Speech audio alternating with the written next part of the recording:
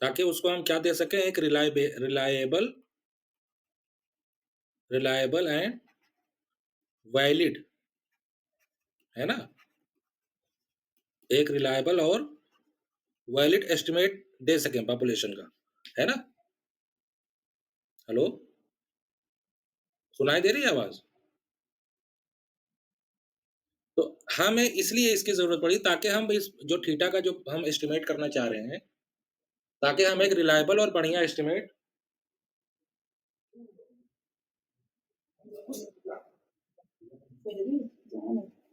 हाँ, बताइए। ताकि पॉपुलेशन पैरामीटर को हम एस्टिमेट कर रहे हैं, तो उसको हम एक अच्छा, रिलायबल, टिकाऊ और बढ़िया एस्टिमेटर दे सकें। इसीलिए इसकी हमें ज़रूरत पड़ती है ना। ठीक है? तो अब इसमें आपके कुछ ख़ास-ख़ास जो होते हैं, मैं आपको बता देता हूँ, कुछ एक्स्ट्रा भी बता दूँगा, ठीक है? पहला आपका है अनबायस्डनेस, अनबायस्डनेस, ठीक है? अब अनबायस्डनेस का क्या मतलब है? जैसे मान लीजिए आपका टी एक एस्टिमेटर है, T is an estimator of parameter theta, ना? तो अनबायस्डनेस का क्या मतलब है? अनबायस्डनेस का मतलब है expectation of T is equal to theta, ठीक है? अनबायस्डनेस का क्या मतलब है? Expectation of T is equal to theta, है ना? तो अब ये एक्सपेक्टेशन ऑफ टी इज़ जो है, इसका मतलब क्या हुआ? एक्सपेक्टेड वैल्यू हमको हमको एक्सपेक्टेड वैल्यू क्या देती है? हुँ? हमको जो एक्सपेक्टेड वैल्यू है, वो देती क्या है? पॉपुलेशन पैरामीटर, है ना? जैसे अगर हम किसी भी चीज़ का एक्सपेक्टेशन निकालते हैं, तो इसका मतलब ये है कि वो पूरे पॉपुलेशन की बात कर रहा है, ऑन एन एवरेज इसकी वैल्यू क्या होगी थीटा की, वो पूरा इसके इक्वल आ जाना चाहिए। तो ये अगर इसके इक्वल है, तो हम यहाँ पे बोलेंगे कि टी हमारा क्या है बेटा? T is an unbiased estimator, ठीक है?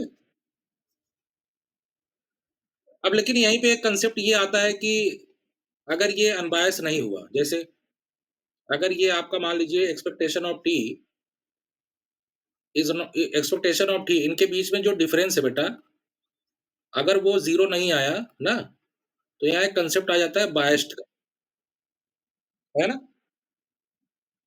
बायसनेस जिसे हम लोग बोलते हैं, बायसनेस या बायस्ड। अगर ये expectation of T minus theta, अगर इनका डिफरेंस 0 नहीं आया, तो जो भी वैल्यू आएगी उसको हम लोग क्या बोलेंगे? बायस्ड, ठीक है ना? अब ये जो आपका बायस होता है, ये जो आपका बायस होता है, ये आपका 2 तरह का होता है। एक पॉजिटिव बायस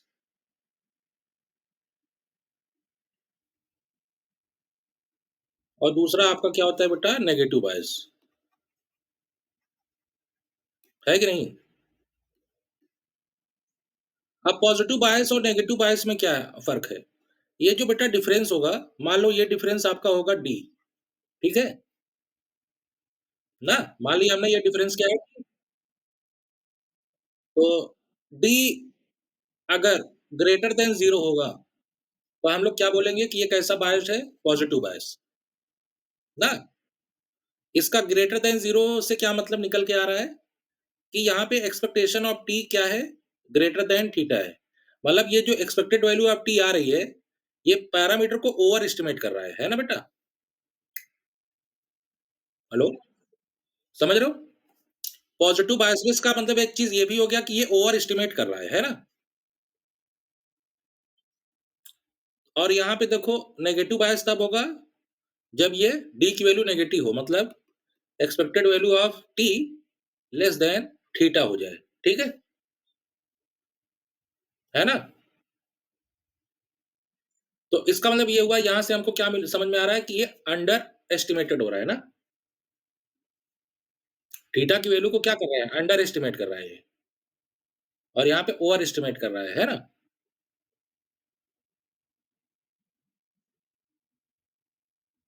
तो इसका मतलब ये हुआ कि हमारा जो एस्टिमेटर होना चाहिए, वो अनबायस होना चाहिए। अनबायस होगा तभी हम कहेंगे कि वो हमारा अच्छा एस्टिमेटर है। और अगर अनबायस नहीं हुआ तो ज़ाहिर-सी बात है वो बायस हो जाएगा अपने आप, है कि नहीं? और जब बायस हो जाएगा तो अब उसे उसमें भी 2 तरीके का होता है, एक अनबायस्ड एक पॉज़िटिव बायस और एक नेगेटिव बायस। और नेगेटिव बायस और पॉज़िटिव बायस का क्या कांसेप्ट है? जब expectation of T is greater than parameter value, value of parameter, तो आपका पॉज़िटिव बायस, है ना? और expected value of T less than theta या जो वैल्यू ऑफ पैरामीटर जो भी है, अगर ऐसा हो जाए तो नेगेटिव बायस, ठीक है? तो अब अनबायसनेस का हम लोग थोड़ा-सा कांसेप्ट समझते हैं। अ, जैसे सिंपल सा एग्ज़ाम्पल ले लेते हैं। मान लेते हैं कि एक्स-आई आपका एक डिस्ट्रीब्यूशन है और वो आ रहा है नॉर्मल थीटा 1 से, है बेटा? हाँ, मतलब नॉर्मल थीटा 1 से, जहाँ पे वेरिएंस क्या है 1, है ना? और मीन क्या है? थीटा जो कि हमारा यहाँ पे पैरामीटर है। तो हमने आपको एक एस्टिमेटर सजेस्ट किया मान लीजिए T1, ठीक है? है ना? T1 हमारा यहाँ पे क्या है? मान लीजिए हमारा यहाँ पे T1 है, हमारा यहाँ पे T1 है बेटा। चलो मान लेते हैं पहला ही है x बार। तो अब यहाँ पे हमने थीटा का एक एस्टिमेटर चूज़ किया T1 x बार और एक एस्टिमेटर और लेते हैं। T2 उम, एक और ले लो कोई बढ़िया-सा। मान लिया हमने ले लिया उम, न चलो कुछ ले लेते हैं x1 प्लस 2x3 बाई 3, ठीक है? ये दूसरा एस्टिमेटर है, ठीक है बेटा? एक और ले लेते हैं, 3 ले लेते हैं। ये वाला ले लेते हैं आपका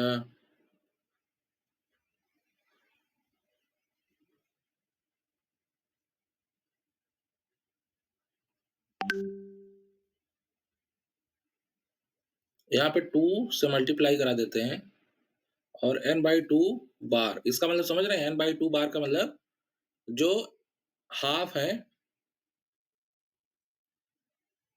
या फिर इसको ऐसे लिखते हैं, समझ लीजिए इसको मैं ऐसे लिख रहा हूँ। चलो x1 bar where where x1 बार आपका क्या है मैं बता दे रहा हूँ।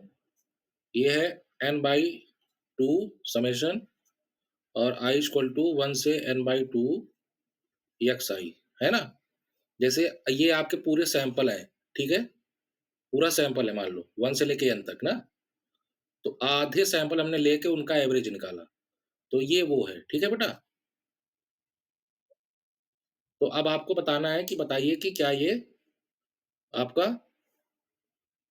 अनबायस्ड एस्टिमेटर है T1, T2, T3 या नहीं? और अगर है तो क्यों नहीं है? नहीं है तो क्यों नहीं है? ठीक है ना? तो चलिए प्रूव करते हैं बारी-बारी से। तो पहला प्रूव करते हैं, पहला ले लेते हैं आप ना T1 ले लेते हैं। एक्सपेक्टेशन ऑफ T1 ये तो हम लोग जानते हैं ये आपका अनबायस ही होता है ना? फिर भी चलो ठीक है प्रूव कर देते हैं कैसे। इसको आप कैसे लिखते हैं 1 upon n summation i equal to 1 से n xi, ये आपका हो जाएगा 1 upon n summation i equal to 1 से n ना। ये आपका बन जाएगा एक्सपेक्टेशन ऑफ xi और हम लोगों को पता है एक्सपेक्टेशन ऑफ क्या है xi मीन है ना? तो ये हमारा क्या दे देगा 1 upon n summation i equal to 1 से n, ये आपका थीटा आ जाएगा, तो ये आपका हो जाएगा n थीटा अपॉन n, ये n n से कैंसल हो जाएगा, आपका थीटा आ गया। यही हमें लाना था, ठीक है? अब दूसरा देख लेते हैं जो हमने एस्टिमेटर बनाया है। दूसरा देख लेते हैं कि इसका क्या कंडीशन है। तो expectation of this x1 plus 2 x2 by 3, तो ये आपका हो जाएगा expectation of x1 plus 2 expectation of x2, है ना? और ये आपका 3 हो जाएगा। तो इसकी वैल्यू क्या हो जाएगी थीटा, इसकी भी वैल्यू 2 थीटा और 3, ये आपका क्या हो गया 3। बट देखो ये जो आपके रैंडम वेरिएबल्स होते हैं ना, इन सबका मीन क्या है? हाँ, हाँ, इन सबका मीन क्या है? थीटा ही तो है। देखो, यहाँ से। सबका मीन थीटा ही तो है, ये तो दिया हुआ है ना बेटा। तो ये इस तरीके से x1 का एक्सपेक्टेड वैल्यू क्या आएगा थीटा, x2 का क्या आएगा थीटा, है ना? क्योंकि ये दिया हुआ है ना XIID नॉर्मल थीटा 1, है ना? ठीक है? आप देखो नेक्स्ट वाला देखो जो आपका दिया हुआ है T3, expectation of T3 is equal to expectation of 1 upon n by 2, यही है ना? I equal to 1 upon n by 2 और आपका ये xi है, ठीक है बेटा? तो इसका मतलब क्या हुआ, n बाई 2 को आप कैसे लिख सकते हो? अच्छा T3 है, यहाँ पे 2 मैंने लिखा हुआ था, याद होगा अगर, यहाँ पे 2 लिखा हुआ था ना? ठीक है ना? तो इसकी वैल्यू क्या हो जाएगी? 2 और n बाई 2 को क्या लिख सकते हैं? 2 बाई n और ये आपका समेशन I इक्वल टू 1 से n by 2 expectation of xi, ठीक है? तो ये हमारा हुआ क्या? 2, ये आपका हुआ 2 बाई n और ये आपका कितना क्या हो जाएँगे 2 बाई n थीटा, है ना? 2 बाई n थीटा क्या? n बाई 2 थीटा होगा ये, n बाई 2 थीटा। तो ये तो कट गया, लेकिन आपका आया क्या? 2 थीटा। तो इसका मतलब क्या हुआ? ये थीटा नहीं आया, है ना? तो इसका मतलब ये हुआ कि जो हमने हाँ, तो इसका मतलब ये हुआ कि जो हमने एस्टिमेटर अज़्यूम किया 2 x1 बार ना? ना बेटा? वेयर x1 हमारा क्या है 1 upon n by 2 summation I equal to n by 2 xi। ये आपका कैसा एस्टिमेटर हो गया? Biased estimator. बाकी वो सब क्या है? ठीक है? कैसा एस्टिमेटर हो गया? Biased estimator of theta. अगर इसको अनबायस होना है, तो इसको यहाँ पे 2 से हमें क्या करना पड़ेगा? डिवाइड, ठीक है? तब जाके ये अनबायस होगा, है ना? तब जाके एक्सपेक्टेशन इसका लेंगे, तब ये इज़ इक्वल टू थीटा आ जाएगा। ठीक है? समझ आया बेटा? ये समझ आया?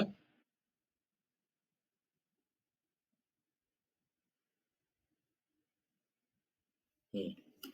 तो अब देखो इसमें कुछ और एग्ज़ाम्पल लेते हैं, अच्छा एग्ज़ाम्पल लेते हैं थोड़ा-सा, है ना? चलो, मान लेते हैं एक्स-आइज़ हमारा फ़ॉलो कर रहा है यूनिफ़ॉर्म थीटा टू, चलो minus theta two theta distribution, ठीक है? आई इक्वल टू 1 से n और हमको चाहिए t which is expected value of theta हो, तो कैसे निकालेंगे बेटा?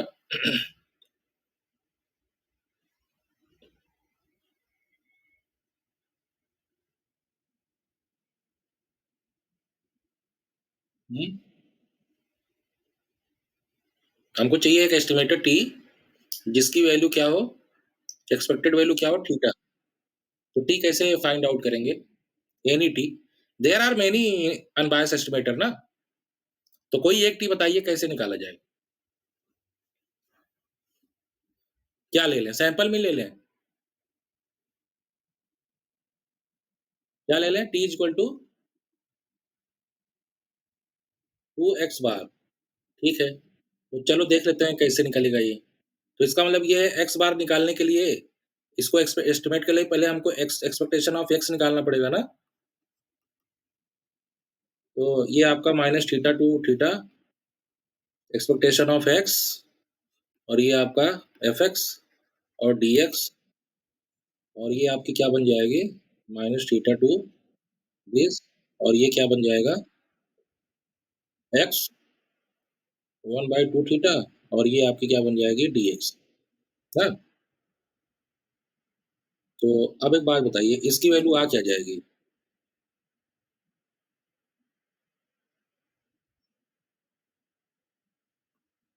चलो ये माइनस थीटा और ये, यही आएगी ना?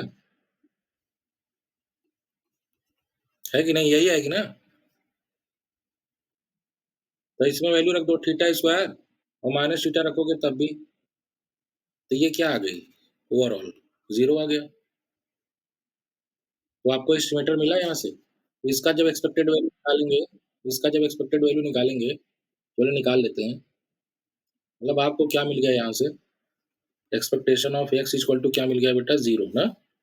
तो एक्सपेक्टेशन ऑफ t जो आपने जैसा कि बताया 2x बार, देख लेते हैं ये क्या आता है। Expectation of 1 upon n summation i equal to 1 से n xi, ठीक बेटा ना? 2 1 upon n summation expectation of xi। तो अब देख लेते हैं इसकी वैल्यू क्या आ रही है। अब मुझको पता है कि इसकी एक्सपेक्टेड ऑफ xi क्या है? 0 ना? ये तो सब 0 हो गया। इसका मतलब क्या हुआ? इसका मतलब हुआ ये आपका अनबायस्ड एस्टिमेटर हो रहा है? इसमें थीटा कहाँ आया? नहीं आया, है कि नहीं? तो अब हमको एस्टिमेटेड तो फाइंड आउट करना है ना, ऐसा कि जो थीटा की क्या हो जाए? अनबायस्ड हो जाए। ये तो आपका अनबायस्ड हुआ नहीं। क्यों नहीं हुआ? क्योंकि ये 0 आ गया, थीटा नहीं आया, है ना? तो और सर्च कीजिए और सोचिए, ये आपका डिस्ट्रीब्यूशन है, uniform minus theta two theta, और फिर उसके बाद कितने सैंपल पॉइंट्स हैं? 1 से n। अब बताइए टी क्या लिया जाए? चलो टी तो आपने ले लिया, T1 क्या लिया जाए? सोचिए, दिमाग लगाइए थोड़ा सा।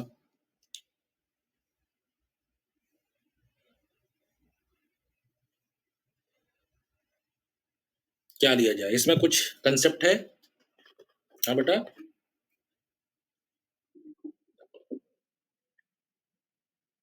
मीन, मीन ले ले, मीन।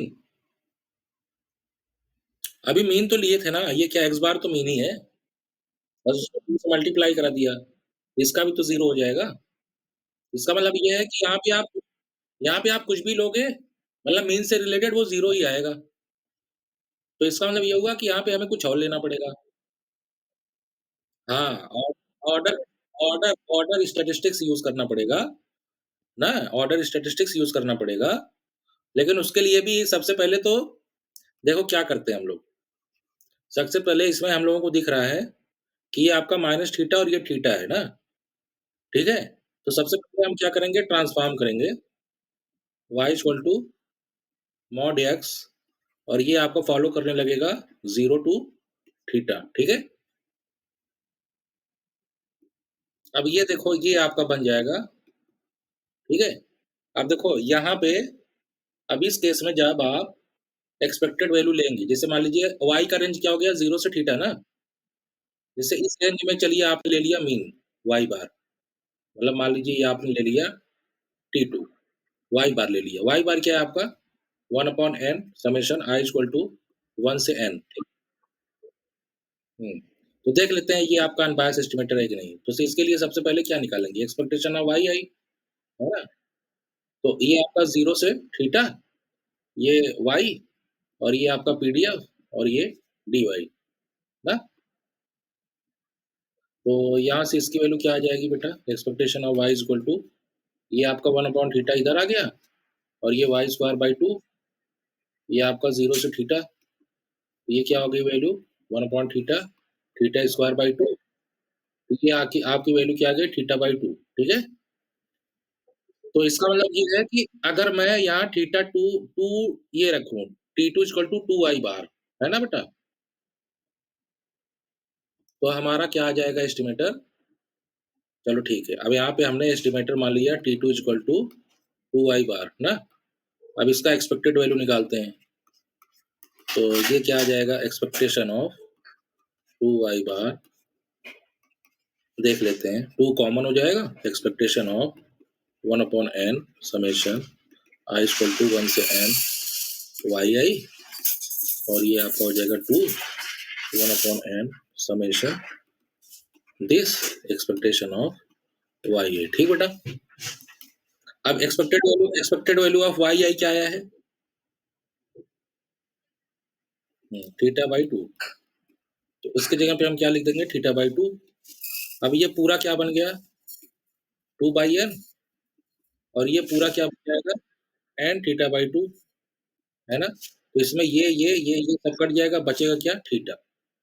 तो इसका मतलब क्या हुआ इसका मतलब क्या हुआ कि हमारा expected value of T2 equal to क्या आएगा? थीटा। तो इसको हम अब जैसे अब ये हमारा बेटा T2 इक्वल टू क्या है? ये आपका है 2y बार, है ना? और जहाँ पे 2y बार का मतलब क्या है?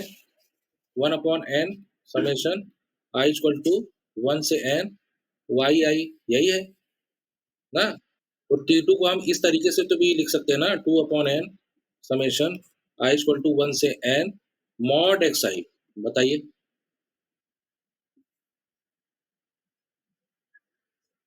तो जो हमारा अनबायस एस्टिमेटर होगा वो ये होगा, ठीक है? अब ऐसे देखो आप और भी अनबायस एस्टिमेटर निकाल सकते हो, T3 and T4 in the form of minimum order statistics y1 और in the form of this, इन दोनों के फॉर्म में भी निकाल सकते हो, है कि नहीं? तो उनको भी चेक कर लेना है कि ये आपके अनबायस होंगे या बायस होंगे, है ना? चलो देख लेते हैं। चलो देख लेते हैं। वाई आई आपका फॉलो कर रहा है यूनिफॉर्म 0 टू थीटा, ठीक है? 1 से n। तो इसका बेटा जो सीडीएफ होगा, क्या होगा? जो सीडीएफ होगा क्या होगा? वाई अपॉन थीटा, है ना? है ना? और जो पीडीएफ होगा वो क्या होगा? 1 अपॉन थीटा। तो जो बेटा मान लो हमने एक नया वेरिएबल माना, मान लीजिए हमने मान लिया, चलो डायरेक्ट यही ले लेते हैं y1। यहाँ पे y1 क्या है आपका? Minimum y1 dot dot dot dot yn, और yn ले लेते हैं, ये क्या है बेटा? मैक्सिमम। ये आपका क्या है? मैक्सिमम ना?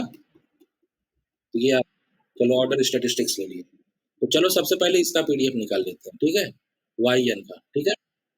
तो y1 का मैक्सिमम की जो पीडीएफ निकालने का फार्मूला होता है, वो क्या होता है बेटा? n f y power n minus n और एफ वाई, है ना? यही होता है ना ऑर्डर स्टैटिस्टिक्स मैक्सिमम वाले का, ठीक है बेटा? यही होता है ना, ये देखो, n into F Y power n power n minus one into F Y. तो यहाँ पे हाईएस्ट ऑर्डर का जो पीडीएफ है, हाईएस्ट ऑर्डर स्टैटिस्टिक का जो पीडीएफ है, क्या हो जाएगा? n की जगह n रख दो, एफ वाई की जगह क्या रखोगे? Y theta power n minus one, और एफ वाई की जगह क्या रखोगे? 1 अपॉन थीटा। तो ये मिल का गया N Y power n minus one और थीटा पावर n, है ना? ये हुआ हाईएस्ट ऑर्डर स्टैटिस्टिक का पीडीएफ, ठीक है बेटा? तो अब ये हम क्या करेंगे, इसका देख लेते हैं कि चलो एक्सपेक्टेड वैल्यू निकाल लेते हैं। हमने क्या निकाल लिया पीडीएफ? हमने पीडीएफ क्या निकाल लिया? हमने जो पीडीएफ निकाला, क्या हो गया बेटा? ये F Y one is equal to N Y, ये हमारा क्या हो गया? Y power N minus one upon theta power N. यही पीडीएफ निकाला हमने। तो अब इसकी एक्सपेक्टेड वैल्यू निकाल लिया जाए ना। यहाँ पे Y Y highest order statistics है ये, समझ रहे हो ना? तो इसकी एक्सपेक्टेड वैल्यू कैसे निकलेगी? 0 से थीटा वाई और पीडीएफ किसका? हाईएस्ट ऑर्डर स्टैटिस्टिक का, ठीक है? तो ये आपका इस तरीके से होगा। और इसको कैसे लिख सकते हैं? 0 से थीटा और ये वाई, और यहाँ पे लिखना पड़ेगा Y power N minus one और थीटा पावर एन, ये आपका डी वाई, ठीक है? तो ये आपका क्या हो जाएगा बेटा? जो कांस्टेंट है वो बाहर निकालो, ठीक है?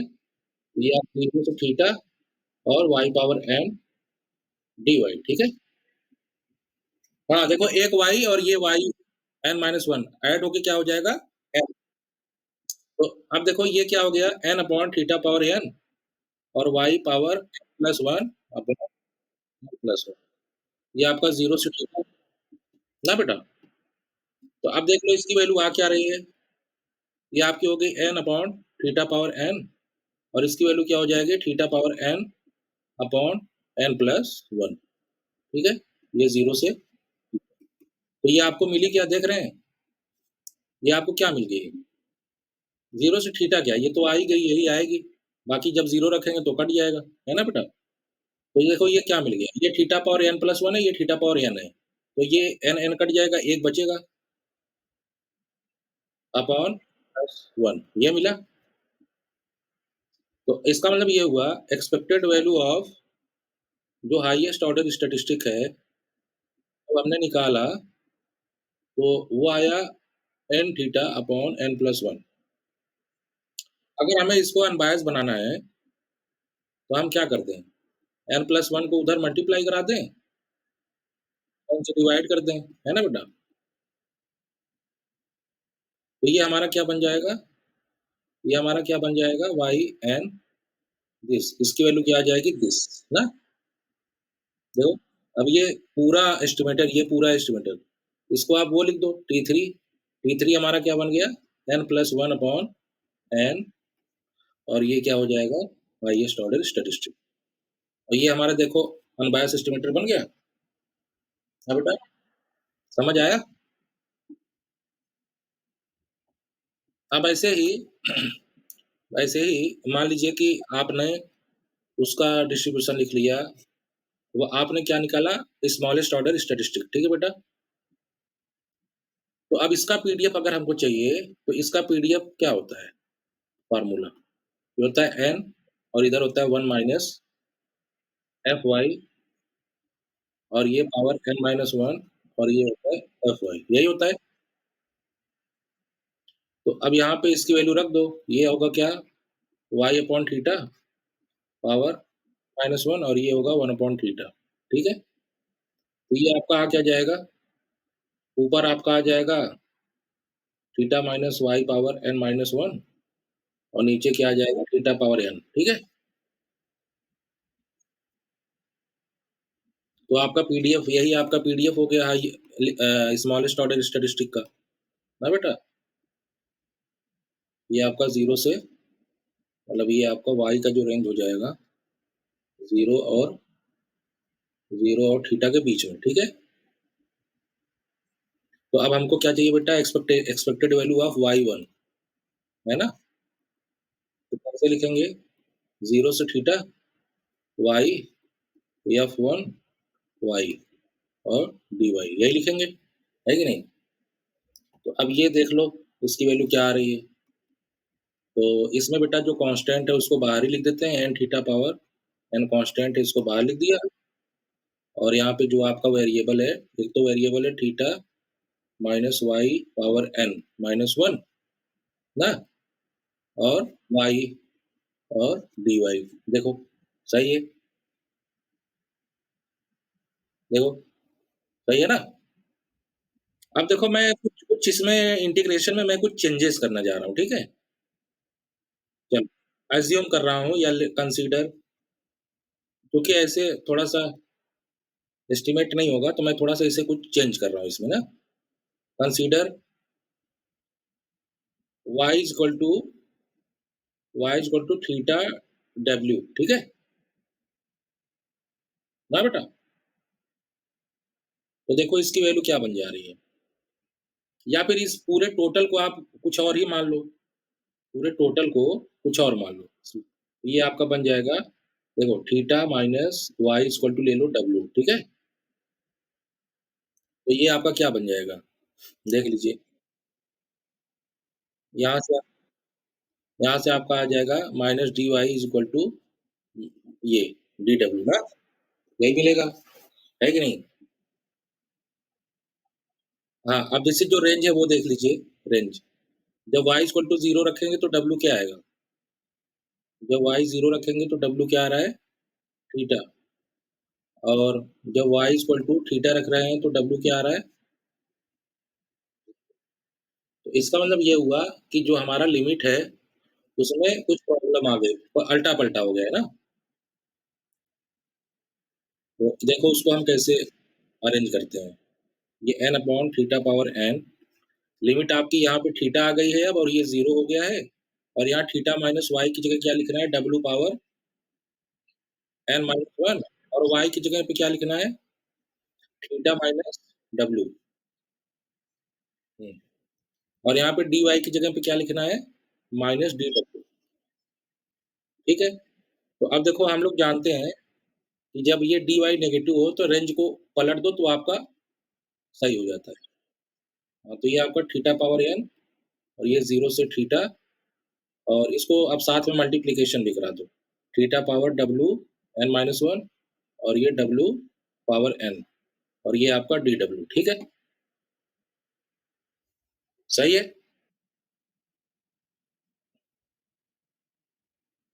अब देखो ये आपका क्या हो गया n upon theta power n। अब इसको इंटीग्रेट कर दो साथ ही में। ये आपका हो जाएगा वो w power n upon n ना बेटा? और साथ में ये क्या हो जाएगा w power n plus 1 upon n ठीक है? अब इसमें वैल्यू रख दो, तो आपका n प्लस 1 हो जाएगा इसमें। तो जब वैल्यू पुट करेंगे बेटा तो आपका क्या मिलेगा देखो, ये आपका आएगा n upon theta power n, इसकी वैल्यू क्या हो जाएगी theta power n plus 1 upon n और इसकी वैल्यू क्या हो जाएगी theta power n plus 1 upon n plus 1 सही है? अब देखो इसकी वैल्यू क्या आ रही है, अगर इसको सॉल्व करेंगे बेटा, तो मैं देख पा रहा हूँ कि इसमें से theta power n plus 1 common हो रहा है ना, तो चलो कॉमन निकाल लेते हैं।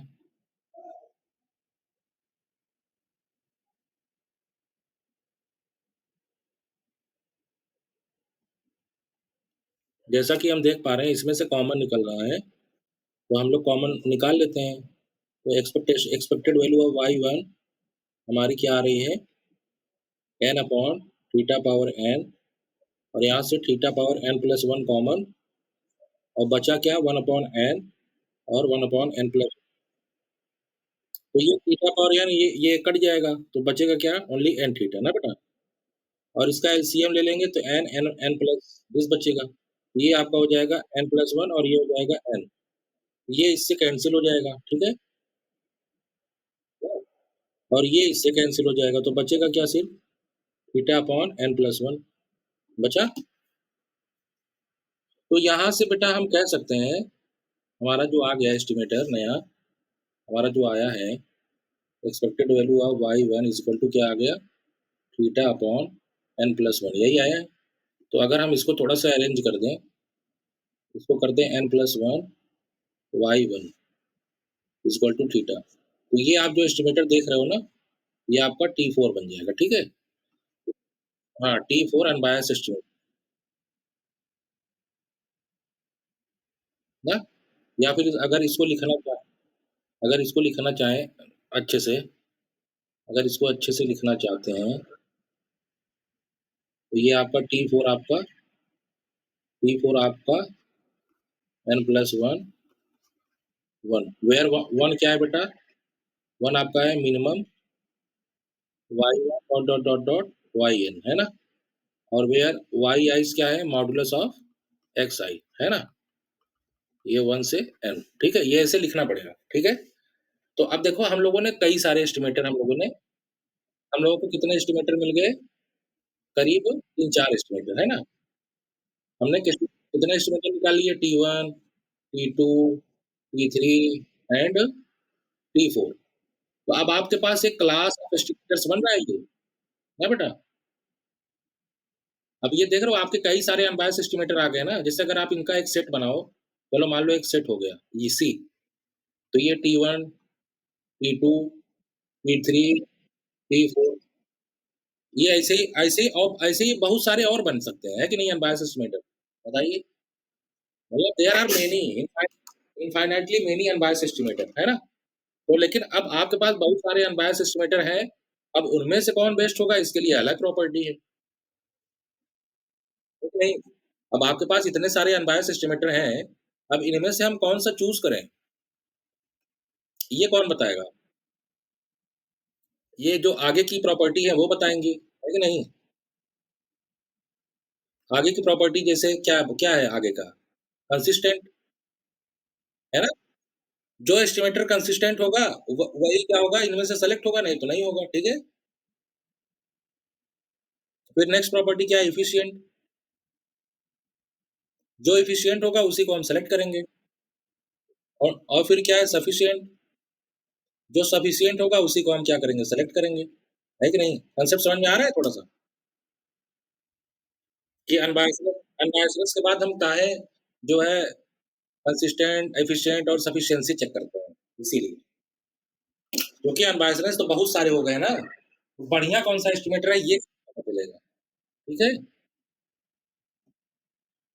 तो समझ आया अनबायसनेस?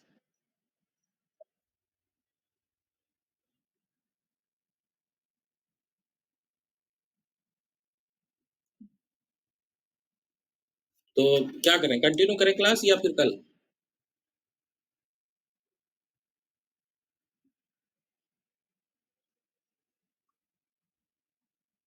दूसरा जो इसकी प्रॉपर्टी है कंसिस्टेंसी की है ना? ठीक है बेटा? कंसिस्टेंट का मतलब क्या होता है? कंसिस्टेंट की वैसे लिटरल मीनिंग क्या होती है?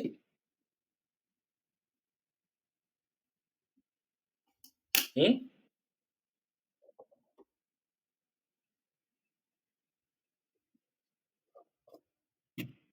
हाँ, जैसे मैच-वैच में विराट कोहली को बोला जाता है कि विराट विराट अपना क्या है कंसिस्टेंट प्लेयर। कंसिस्टेंट प्लेयर है का मतलब क्या हुआ?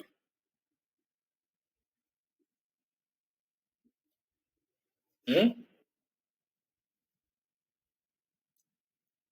मतलब विराट समझ लो एक एस्टिमेटर है ना? ठीक है बेटा? विराट क्या है? एक एस्टिमेटर है। विराट आपका मान लीजिए एक एस्टिमेटर है, ठीक है?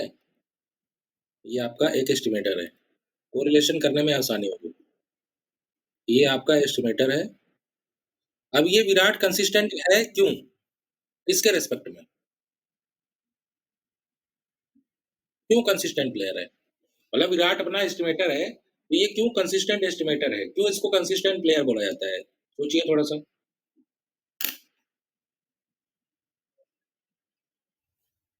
नहीं, विराट के बारे में जैसे विराट जब फील्ड में अच्छा है तो गाली-उली देता है। है ना? खूब झ खूब झगड़ा करता है ये। इसका मतलब ये है कंसिस्टेंसी का मतलब उससे तो नहीं है। उसके पर्सनल जो है कुछ एटिकेट से उससे रिलेटेड नहीं है। विराट कंसिस्टेंट प्लेयर होगा रिगार्डिंग रिगार्डिंग गेम ना, गेम परफॉर्मेंस। अब उसमें भी ये क्या है, बैट्समैन है ना, उसमें भी ये क्या है बेटा बैट्समैन है। तो बैट्समैन है तो ये फिर ये करता क्या है रन बनाता है, रन्स बनाता है, ठीक है? तो इसका मतलब ये हुआ कि अगर विराट कोहली रन बना रहे हैं, रन्स बैट्समैन है तो रन ही बनाएँगे। तो ये कंसिस्टेंट इसलिए हैं क्योंकि ये हर मैच में लगभग एक ही मतलब जैसे अगर हम बोल दें उनका जब विराट कोहली फील्ड पे आता है ना, तो आपने देखा होगा कि उसके कई सारे मैच ऐसे दिखाएगा 250 मैच, फिर यहाँ रन्स, यहाँ मैच होगा और यहाँ रन्स होगा, है ना? और फिर यहाँ होगा एवरेज, देखा है ऐसा कभी? ये जो एवरेज होता है, ये लगभग विराट का 54 या 52 है, ऐसा समथिंग। तो ये जो 54 है ना, इसका मतलब ये हुआ कि विराट अपने हर मैच में 54 रन बना रहा है, इसका मतलब ये हुआ, समझ रहे हैं? मतलब हर 250 मैच खेला है, तो हर मैच में 54 रन बनाया है। इस एवरेज का मतलब ये हुआ, है ना? तो अगर इतना 50 के अबव आ रहा है मतलब हाफ सेंचुरी, तो भाई कंसिस्टेंट प्लेयर तो बोला ही जाएगा ना, है कि नहीं? और इसका मतलब ये भी है कि 54 सेंचुरी आने का मतलब समझ रही हैं? मतलब वो अच्छा खेल रहा है ना, कंसिस्टेंट प्लेयर है, रन लगातार बना रहा है ना वो, है कि नहीं? और अभी उसके कितने रन पूरे हुए हैं? 14,000 हाँ? तो वो लगातार हर मैच में रन बना रहा है, तो इसीलिए हर मैच में रन जो बना रहा है वो 50 प्लस बना रहा है। तो इसीलिए उसको हम क्या बोल रहे हैं? कंसिस्टेंट बोल रहे हैं, ठीक है ना? मतलब जो रनों के बीच में जो डिफरेंसेस हैं, वो बहुत कम है कि नहीं? हर मैच में जो स्कोर कर रहा है हर मैच में जो स्कोर कर रहा है वो और उसका जो एवरेज वैल्यू है, जिससे एवरेज वैल्यू क्या है 54, तो इनके बीच में जो डिफरेंस है वो बहुत कम है कि नहीं बताइए? हर बार डिफरेंस बहुत कम आ रहा है। मतलब ये लगभग 54, 53, 55 बस यही आज इसी के अगल-बगल घूम रहा है सारे मैच में इसके रन्स, ठीक है ना? तो इसलिए विराट कोहली को क्या बोला जाता है बेटा? कंसिस्टेंट प्लेयर, ठीक है? और अगर अब यही बात अगर एस्टिमेटर के बारे में कहा जाए, एस्टिमेटर के रे फॉर्म में, ये एस्टिमेटर आपका जो है कंसिस्टेंट है, तो फिर कैसे बोला जाएगा? उसकी भी सेंटेंस होगी, है ना बेटा? बताइए। तो देखिए उसको कैसे हम लोग कहते हैं, देखो उसको हम लोग कैसे कहते हैं, मैं आपको बता दूँ। मान लो ये आपका टी क्या है? एक एस्टिमेटर है ना? और ये थीटा आपका पैरामीटर है, ठीक है? तो हम लोग कहेंगे कि इनके बीच जो डिफरेंस होगा, अगर ये बहुत छोटा है, बहुत छोटा है, जैसे मान लो एप्सिलॉन से भी छोटा है, एप्सिलॉन एक खुद ही बहुत छोटी वैल्यू है ना? हाँ, ये बहुत छोटा है, बहुत छोटी वैल्यू है, इनके बीच में डिफरेंस और इसकी प्रोबेबिलिटी क्या आ जाए? 1 आ जाए, ठीक है? बहुत छोटी है epsilon here epsilon is very small value, very small, very small मतलब टी आपका बिल्कुल थीटा के बिल्कुल पास में ही है, ठीक है? T close to theta, not exactly equal to theta, but close to theta, है ना?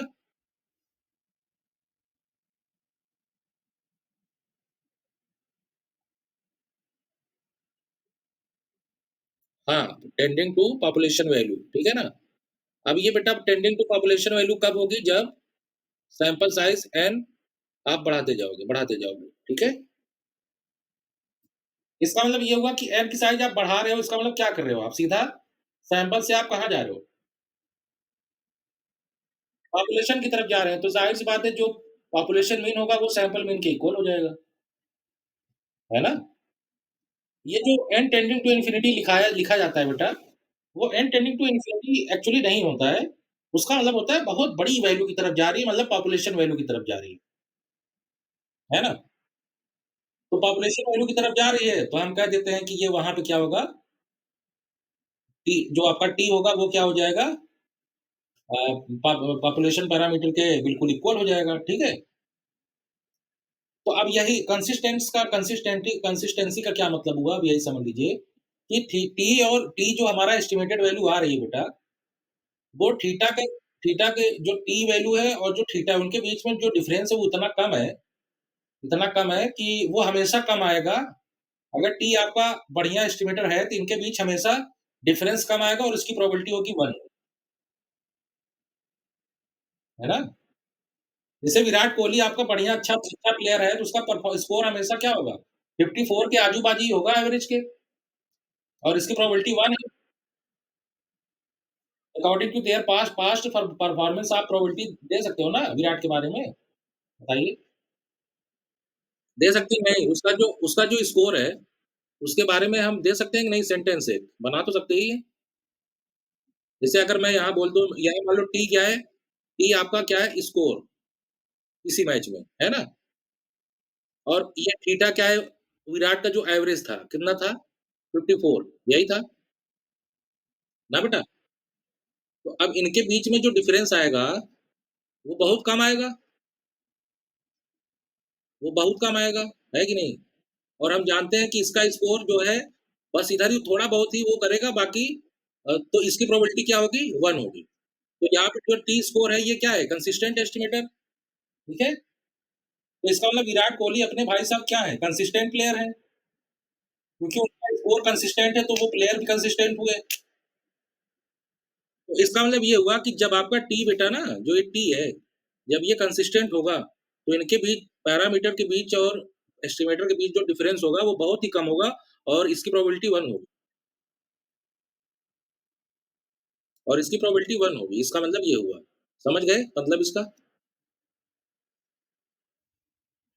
तो अब देखो, अगर ये समझ में आ गया है, तो इसमें बेटा ना प्रूव करने के लिए आप चाहे प्रोबेबिलिटी का भी सहारा ले सकती हैं या इसका एक और नेसेसरी कंडीशन होता है, नेसेसरी एंड सफिशिएंट। हाँ, हाँ, इसका नेसेसरी और सफिशिएंट कंडीशन होता है, मैं आपको बता दूँ, पूरा भर गया क्या पेज?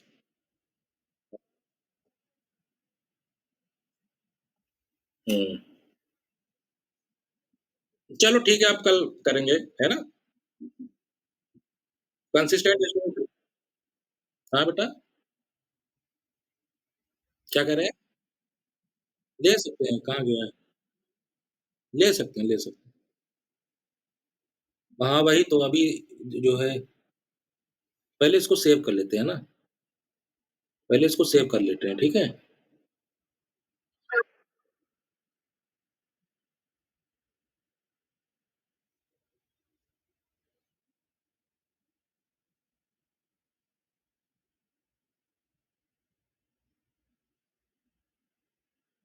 ये आपका सेव हो गया, अब इसको भेज दूँगा तो ये उस दिन वाला और ये वाला दोनों हो जाएगा, ठीक है?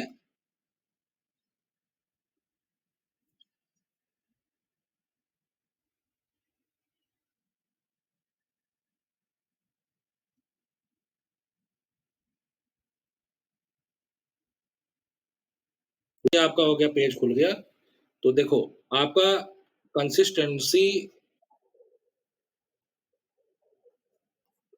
कंसिस्टेंसी चेक करने के लिए जो आपका जो पहला कंडीशन होता है वो तो ये होता है कि t माइनस थीटा इनके बीच जो डिफरेंस हो एप्सिलॉन हो, ये इक्वल टू 1 आएगी, ठीक है? पहला कंडीशन तो ये होता है, ठीक है?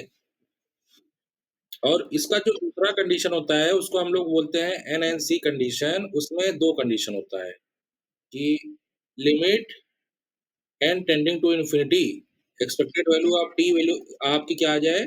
थीटा के इक्वल मतलब पैरामीटर के इक्वल और वेरिएंस आपका क्या आ जाए? तो इसमें भी लिमिट लगाया जाता है ना? लिमिट लगाया जाता है, चलो लगा के दिखा देता हूँ। Limit n tending to infinity variance of T is equal to 0 ठीक है? तो इसको देखो लिखने के दूसरे भी तरीके हैं। इसका तरीका दूसरा वाला तरीका देख लीजिए कि expected value of T tend to theta या इज़ इक्वल टू 1 ठीक है? या tend to theta as tend to infinity